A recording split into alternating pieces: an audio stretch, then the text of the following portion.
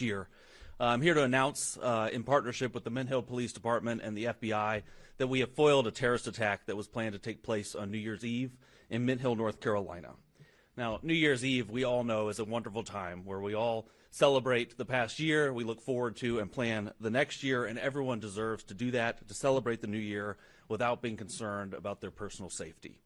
And thanks to the law enforcement that stands with me today and others, we are fortunate that people can do that.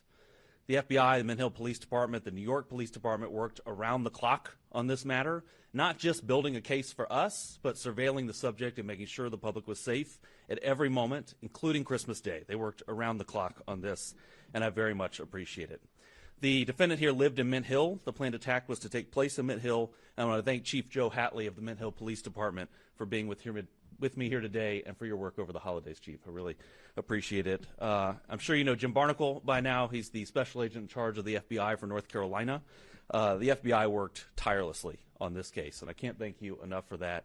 FBI agents spent their Christmas Day surveilling a subject so that families in Charlotte and Mint Hill and Western North Carolina could spend their day celebrating with their families, and I'm very thankful for that. That is true public service. If you see a police officer or an FBI agent, please thank them for spending their holidays on this so that we all could spend our holidays with our families. I also want to thank the prosecutors in my office who also worked over the holidays getting a search warrant and an arrest warrant and making sure that the public was safe and that this terrorist attack was foiled. The defendant here is an 18-year-old named Christian Sturdivant. He has been planning this attack for about a year, but he's been planning an attack for far longer than that. He was planning this attack in support of ISIS, and we have charged him with attempting to provide material support to a foreign terrorist organization, that organization being, of course, ISIS. Now, this is still very much an active investigation. We had to act quickly here to protect the public, so we are light on details, but we'll tell you as much as we can, and Mr. Barnacle will probably tell you more than I will about those charges, but I thought I would give you an overview of what's in the federal complaint and the charges that we charged. So Mr. Sturdivant started on the internet. He started reading ISIS material, started going to ISIS websites, making TikTok videos, and eventually reached out to what he thought was a member of ISIS. In reality, was an undercover agent with NYPD in New York. He pledged his allegiance to ISIS with that undercover agent, and he disclosed his plans to, quote, do jihad soon. He then met a second undercover with the FBI, who he also thought was an ISIS participant, and he started to be very specific with his plans. He talked with that undercover agent, again, who he thought was ISIS. He talked about where he was planning to do this attack, which was at a grocery store and a fast food restaurant in Mint Hill, places that we go every day and don't think that we may be harmed. He talked about what means he would use to kill innocent people. He said he was going to wear a Kevlar vest and attack people with knives and hammers. And, of course, he talked about when he was going to carry out this attack, which was New Year's Eve. A time when American life is on full display, right? We're all out there in crowds celebrating all that has happened this year, all that is to come, that we are so proud of, and that is when he planned his attack to attack that American way of life. The FBI executed a search warrant at his home, and they found the instrumentalities of the attack. They found hammers and knives hidden under his bed. They found notes where he planned his attack and detailed his attack, and plans for how he was going to carry out this attack. It was a very well-planned, thoughtful attack that he had planned and that was fortunately foiled here. He was preparing for jihad, and innocent people were going to die, and we're very, very fortunate they did not. But the fact that along the way, in this extensive planning of this attack, he encountered not one, but two undercover officers should make the public feel very, very good and very safe. Because law enforcement is out there every day, and we know they have a lot to do. But they have people out there making sure that as people plan these terrorist attacks, they have stops so they find it. And they did find it here. And on Christmas, while we were all opening presents, they were sitting in a driveway making sure that the public was safe. And we're very, very appreciative of that. Mr. Sturdivant was arrested on New Year's Eve, the day he planned his attack. Of course, it did not become public today. It has been under seal until today. He made his initial appearance in federal court this morning, about an hour ago, and this case is now moving through the judicial process. So he will have a preliminary hearing after that and a detention hearing, and of course we will seek that he remain detained, but that's up to a federal judge on that issue. He faces a statutory maximum sentence of 20 years. But as I always tell you, every individual defendant gets a sentencing hearing where a judge takes into account a host of factors under the United States sentencing guidelines. They look at that individual defendant. The judge, he or she, looks at that individual defendant and makes a decision on sentencing. So we don't know what the ultimate sentence will be here. Originally, I think it is notable, as part of their efforts, the FBI took Mr. Sturdivant to a state magistrate judge to try to have him involuntarily committed. And that was because he had threatened not only other people's lives, but in the process said that he planned to die by a policeman shooting him. So he had threatened other people's lives and self-harm, but the state magistrate judge denied involuntary commitment. Fortunately, the FBI did not give up then and continued to build a federal case and get the evidence they needed to charge him and detain him and keep everyone safe on New Year's Eve. And I'm very, very thankful for that because countless lives were saved here. On New Year's Eve, everyone is at the grocery store. We're all buying the things we need to celebrate, and we could have had a significant, significant loss of life and significant injury here. So we will be here at the federal level dedicated to making sure the public is safe like we were in this case. And I know that there's a lot that goes on behind the scenes that's never public for investigative reasons, and it's very it brings me satisfaction to be able to tell the public what law enforcement is doing when you don't know it and what's going on behind the scenes to keep everyone safe. So with that, I will turn it over to Special Agent in Charge Barnacle, who could tell you a little bit more about the details. Thank you, Mr. Ferguson, and thank you, Chief Hatley from the Mint Hill Police Department for your partnership in this investigation. My name is James Barnacle. I am the Special Agent in charge of the FBI here in North Carolina. Christian Sturdivant pledged his loyalty to ISIS and committed himself to killing Americans on New Year's Eve.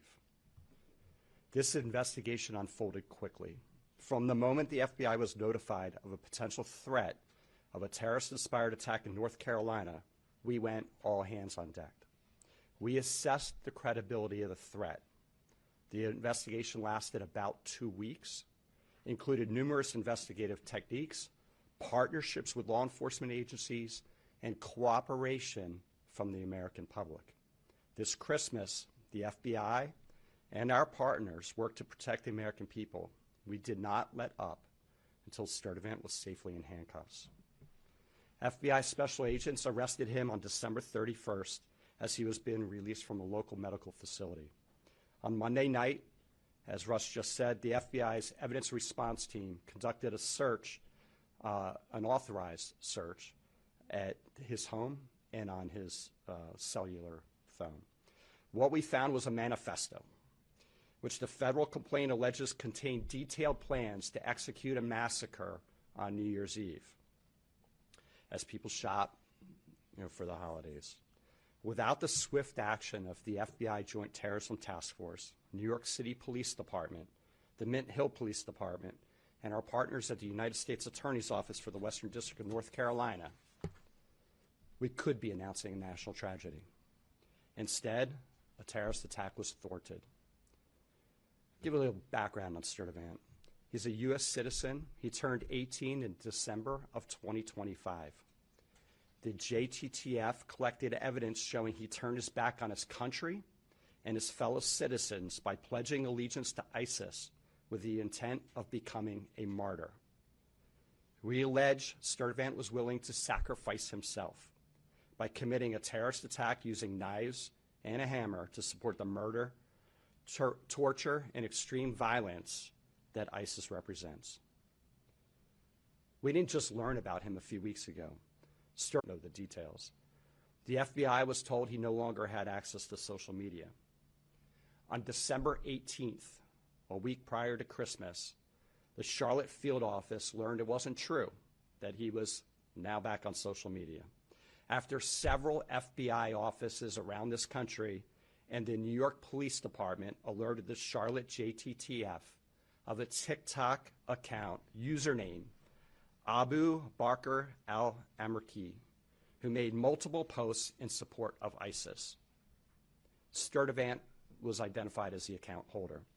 And with federal search warrants, the FBI obtained his previous posts to assess the extent of threats to the homeland. But according to the complaint, on or about December 12th, Sturdivant began communicating with an individual on multiple social media platforms. Unbeknownst to Sturdivant, he was talking to a government online covert employee. Within just a few days, Sturdivant direct messaged the online covert employee with a picture of 2 hammers and a knife. The message was significant since in recent years, an ISIS propaganda magazine promoted the use of knives to conduct terrorist attacks in Western countries. The same ISIS magazine which suggested using vehicles to ram crowds, like the terrorist attack last year on New Year's Day on Bourbon Street. The conversations between the undercover employee and Sturdivant escalated further. Sturdivant allegedly sent a voice recording pledging Bayat, a loyalty oath to ISIS. And on December 20th, the direct messaging allegedly showed Sturdivant asking for help getting firearms, specifically weapons, guns, to carry out the terrorist attack at a food market here in Charlotte area. Thankfully, that did not occur. This investigation was conducted by several FBI field offices, the FBI Joint Terrorism Task Force, which includes the following members: the Charlotte Mecklenburg Police Department, the Matthews Police Department, the Monroe Police Department, the Bureau of Alcohol, Tobacco, Firearms, and Explosives, the United States Customs and Border Protection, the Federal Air Marshal Service, Homeland Security Investigations, Internal Revenue Service, IRS-CI, the United States Postal Inspection Service, U.S. Citizenship and Immigration Services. Also, the NYPD, the FBI New York JTTF, the FBI Columbia Division, and the Mint Hill Police Department were instrumental in thwarting this attack. And of course, alongside our partners at the U.S. Attorney's Office in the Western District of North Carolina, and the Department of Justice. This investigation highlights the very real threat posed by people who self-radicalize online and are inspired by jihadist ideologies espoused by foreign terrorist organizations. They seek to attack soft targets with easily accessible weapons and with little to no warning. To further complicate this threat, we have seen that most successful attackers radicalize in a time span of between 1 and 4 years, and they typically mobilize to act in less than 3 months. The FBI continues to work tirelessly to combat the threats of terrorism for the American people every day. But our partnerships are not limited to just law enforcement agencies. We rely on the communities we serve and encourage the public to contact law enforcement when they see or hear something that doesn't seem right. I also have this personal message. If your child, relative, friend, or neighbor is sliding into a dangerous ideology, you'll be the first to see it. And together we can stop it. The threats we face are bigger than any one law enforcement or intelligence agency, requiring everyone who hears this message to work together to keep people safe. I want to thank our members of the Joint Terrorism Task Force that sit over here today for their diligent effort. We spoke, I can't tell you the number of hours, and this is not an attaboy to the FBI or our partners. They worked nonstop for about 14 days, 24/7, digging through everything we had and keeping surveillance on this subject so we could intervene if he were to potentially attack. Through Christmas Eve, every single day, all weekend. So thank you for your commitment to keeping America safe. With that, turn it over to Mr. Ferguson for any questions you may have. Well, thank you. And let me reiterate my thanks to the Joint Terrorism Task Force, to the Mint Hill Police Department, and of course to the prosecutors in my office who worked on this. So, Jennifer, yeah. Can you clarify where the planned attacks in Mint Hill, like which grocery store and which restaurant this was expected to take place at? I don't believe it's public yet which grocery store and which fast food restaurant. I can tell you they were in Mint Hill. And as the investigation moves forward, I'm sure that will become public, but it's not at this point. It's still under investigation. One more follow-up Sure, of course. Make sure I understood that correctly. Did you say that the arrest took place after he received medical attention? Did I hear that correctly? No. So the FBI went to a state magistrate judge to try to get him involuntarily committed for medical attention, and it was denied by the state magistrate. Thank you. Whether he got medical attention after that, I don't know. Yes. Hi, Joe Murphy Jim. from Charlotte Observer. I was wondering, why did the judge, magistrate, deny? And we were not involved in the state court hearing. Obviously, we deal in federal court here. From what I understand, it was a very short hearing, and I don't know of any reasoning given. When was it? Yeah, that was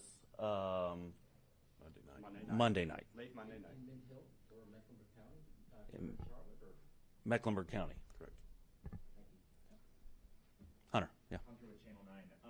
Following up on that, Burger King is listed in the actual document with a grocery store nearby. The only grocery store nearby is Harris Teeter. Is that confirming it? So the subject worked at Burger King. There, I believe, are a number of grocery stores within the vicinity, and we're not quite there on the exact plan of his attack, but you're on the right path. Okay, and was this a lone wolf attack, or was there any connection to any other plots that have been foiled across the country here recently? Yeah, that's a great question, and this subject was working alone, we believe, at this stage in the investigation. But what's interesting about that is he didn't think he was working alone. He had contacted two different members that he thought were ISIS and working with him, obtaining firearms for him. They happened to be undercover agents, so he was working alone, but it wasn't his intention to work alone. So, yeah, Katie. Russ Katie with WBTV. You mentioned the grandfather had tried to prevent an attack before. Were they aware of his recent posts on social media? Did they know anything about his recent planned attacks at all from the investigation? I don't have any indication the grandparents were aware of the social media posts. What we do know is that the grandfather secured the knives in the home, secured the hammers, tried to make sure that Mr. Sturdivant did not have them, and yet when we executed the search warrant, they were found under his bed. So, thank you. Jen. Jen Cordell from Queen City News. Just wondering if the grandparents are going to be facing anything, or if they're cooperating with you on this. Obviously, they knew something was up, but did they do enough to be okay? That's a great question. The grandparents have been interviewed, and our investigation's ongoing, and we'll see where it goes. But right now, and especially in the very urgent part of this, we've been focused on Mr. Sturdivant. Hunter, yeah. In here before that 2022, where he went out to try to stab neighbors and his grandfather stopped him, it said that before that he had pledged allegiance to ISIS. Is there any reason why he wasn't charged? I know he was psychologically examined, but why didn't he face any charges? Yes, it's a great question. That was, and I'll let you weigh in on this too. I'll note that he was a juvenile at that time. He was 14, and I do think we're very fortunate he was 18 now, because it makes it a whole lot easier to bring charges. I think you had something to add. No, I think that covers it. Okay. Thank you. Yeah, Diane. Sorry, just following up on that too. Was that something known at the time in 2022 that he was trying to stab or kill a neighbor, or was that determined at a later investigation? No. The FBI opened an investigation into Mr. Sturdivant in January of 2022.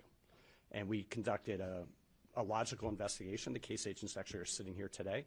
And these same case agents picked up the investigation a couple weeks ago. Are you all considering any other charges as well? We're always considering additional charges. And so in this case in particular, because this is a very early and an ongoing investigation, we are certainly investigating and looking at other charges, whether that's a firearm charge or some other charge.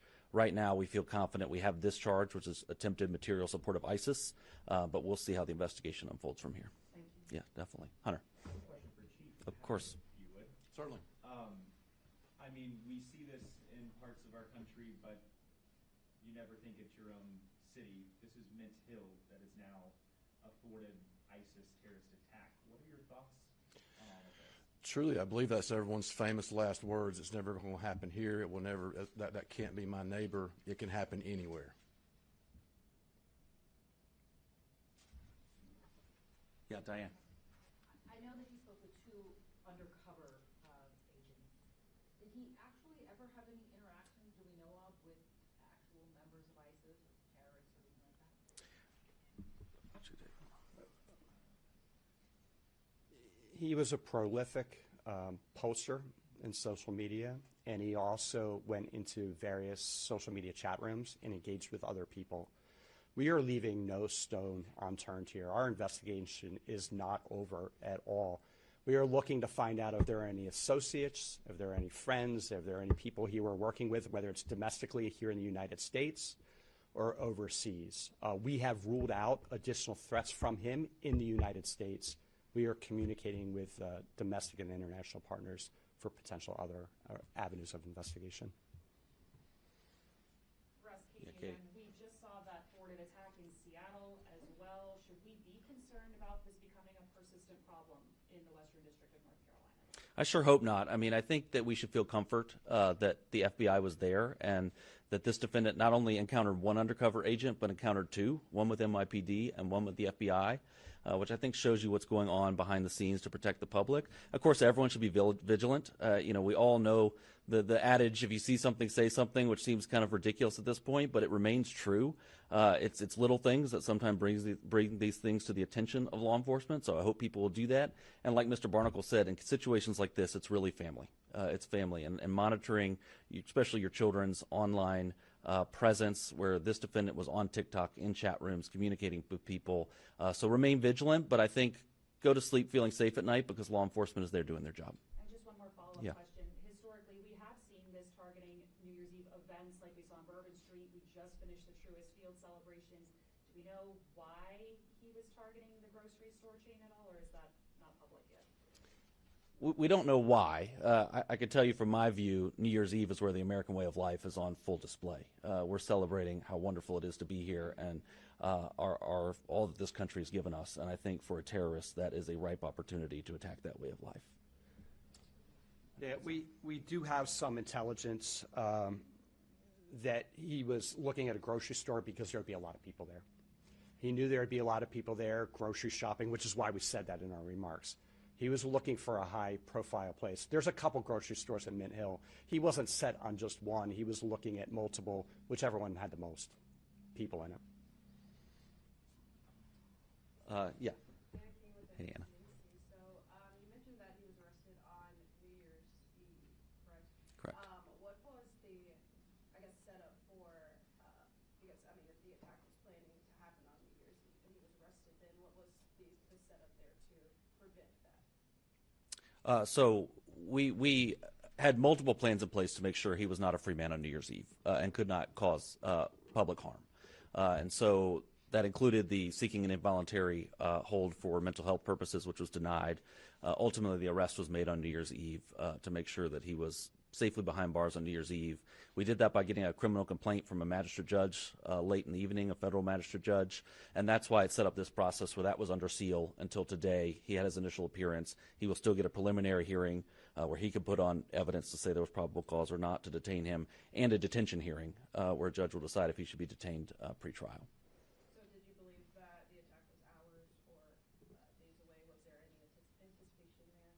So we were concerned the attack could happen at any time, and I can tell you the FBI had 24/7 surveillance on this subject, all hours of night, Christmas Day, Christmas Eve, time away from their families to make sure that the public was safe, and they were authorized to make an arrest if they needed to. If he were, if he were to leave the house with guns or knives or hammers, they were going to make a probable cause arrest. So at no point was the public in harm's way here. Yeah, Jen. To clarify, it was just the grandfather he stayed with at the residence? No, there were other family members at the residence as well. There was a grandmother and I think some siblings and some other family there. I also note that it says his grandfather is a Christian minister in Charlotte.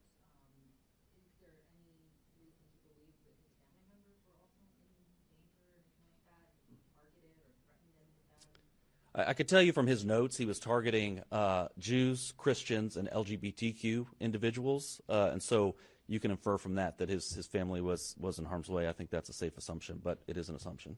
So, yeah, Hunter. Special Agent Barnacle, I know you have been investigating, your office have been investigating him since 2022, but with this recent incident here, or thwarted attack, was it that undercover NYPD officer that really blew all of this up for this latest case and put him back on y'all's radar? Yeah, so let me clarify.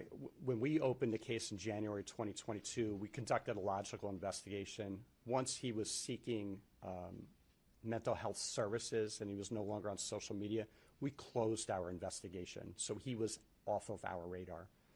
In December, we had contact from FBI field offices, two different offices, well, three FBI field offices, as well as the NYPD undercover, kind of simultaneous. I'm not sure which came in first, but certainly the NYPD undercover had the most information, the most facts. I think one of our FBI offices came in first. We got that information. We started working it. We opened an investigation. But once we started talking to NYPD and the New York JTTF, we went full steam ahead. And this is a very compressed timeline. I want to say the FBI Washington field office reached out to us at night, and then the following morning we had that call with NYPD. Can you just speak to what you can, how difficult this is to pull this off and thwart an attack like this? Well, the FBI deals with threats every single day. Here in North Carolina, we get hundreds of viable or credible threats to life. And so our agents are really good at mitigating those threats, figuring out if they're credible and if the subject is capable of carrying out that threat. And so we go out and we do an investigation, a logical investigation. We often work with local police departments, and we go out and interview the person that posted different things. This one was different because this one was not only credible, but investigation revealed that the subject was capable of executing this attack. He was training. He was doing push-ups, calisthenics, fitness. He had stolen both of those knives. He hid them in his residence. His family had actively hid knives and weapons from him. He hid them. He wrote a manifest. He stole 2 hammers out of the storage shed and hid them in his house. He reached out to an undercover and requested guns. So all the different things are lining up that, when your hair stands up on the back of your neck, that's not enough to charge. We still got to conduct an investigation. We still have to work with the U.S. attorney and prosecutors, and we still have to have a federal judge agree that there's probable cause to charge. These things are hard to do, but this is what we do. Chief, I have a question for you, if you don't mind. What is your message to the people of Mint-Hill today? Again, you guys have been going through a lot within your own department, but what is your message to the community of Mint-Hill today? Very clean and simple. Without the collaborative efforts with all the federal and local agencies involved, this clearly would have happened. Rest assured that even while you're asleep, law enforcement is still proactively working to keep you safe. I can't put it any clearer than that. Any additional questions? One more question. Yeah. So he was currently working at the Burger King? Yes. that area. From your knowledge, had you heard any type of concerns from employees or anyone in that area where he worked? Were there any type of red flags there as well? I don't. Not to my knowledge, no. Anything else? Well, thank you all. Thank you for covering this, and Happy New Year. Thank you. Happy New Year. Thanks. Good, Josh. Thank you.